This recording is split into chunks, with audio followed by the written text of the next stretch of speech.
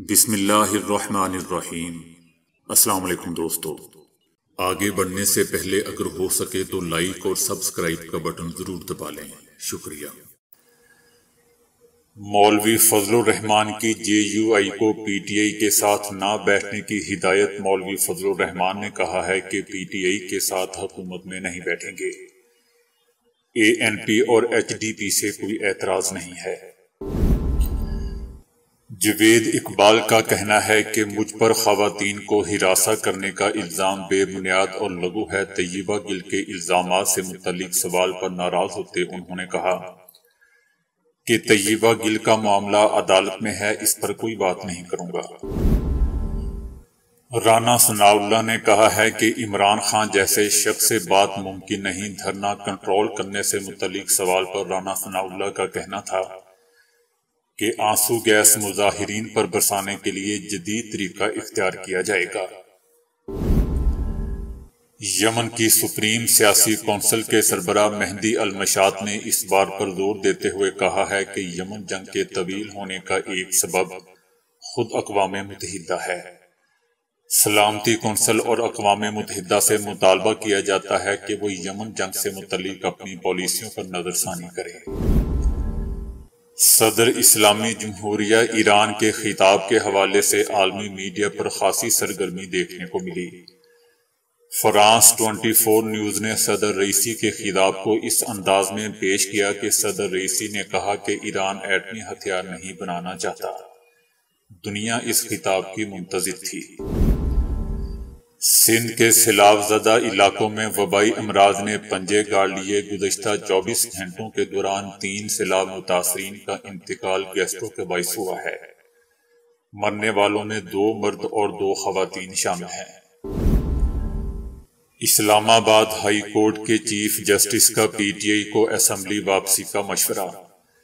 Supreme court کے bench کی رکن جسٹس عائشہ ملک نے ریمارکس کیے کہ تحریک انصاف بطور جماعت کیسے عدالت آ سکتی ہے۔ استعفیٰ دینا ارکان کا انفرادی عمل ہوتا ہے۔ چیف جسٹس نے کہا کہ ریاست کے معاملات میں واضح داری اور برداشت سے چلنا پڑتا ہے۔ خاتون جج کو دھمکی دینے پر عمران خان نے معافی مانگ لی۔ فرد جرم کی کارروائی مؤخر۔ عمران خان نے کہا کہ وہ توہین یا دھمکی کی نیت نہیں رکھتے تھے۔ میں نے ہمیشہ قانون کی بالادستی کی بات کی ہے۔ روس کی یوکرین کے خلاف شدید جنگ کی تیاریاں۔ کئی شہریوں کے ملک چھوڑنے کی اطلاعات۔ روس سے باہر جانے والے افراد کی تعداد میں اضافہ ہو رہا ہے۔ قریبی خطے کے لیے پروازوں کے کرایوں میں بھی اضافہ ہو گیا ہے۔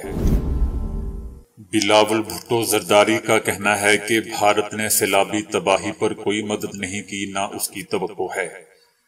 بھارت وہ سیکولر بھارت نہیں رہا جس کا بھارت نے تمام شہریوں کے لیے ایک برابر ملک ہونے کا وعدہ کیا تھا۔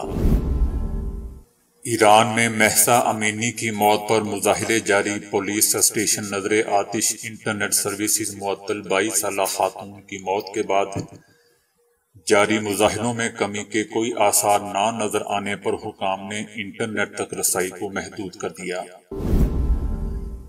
بھارت میں پاپولر فرنٹ کے خلاف تخریب کاری کے تحت ملک گیر کریک ڈاؤن۔ 10 ریاستوں میں مارے گئے چھاپوں میں مسلم بھارتی تنظیم کے 100 سے زیادہ سرکردہ رہنماؤں اور کارکنوں کو گرفتار کیا گیا ہے۔ غیر متعدی بیماریاں۔ عالمی سطح پر 74% اموات کا سبب دل، کینسر، شوگر، سانس کی بیماریوں نے اموات کا باعث بننے کے لحاظ سے متعدی بیماریوں کو پیچھے چھوڑ دیا۔ ایک امریکی مسلمان میاں بیوی جنہوں نے نکاح کے 18 سال بعد بھارت میں ہندو طریقے سے ایک بار پھر شادی کر لی۔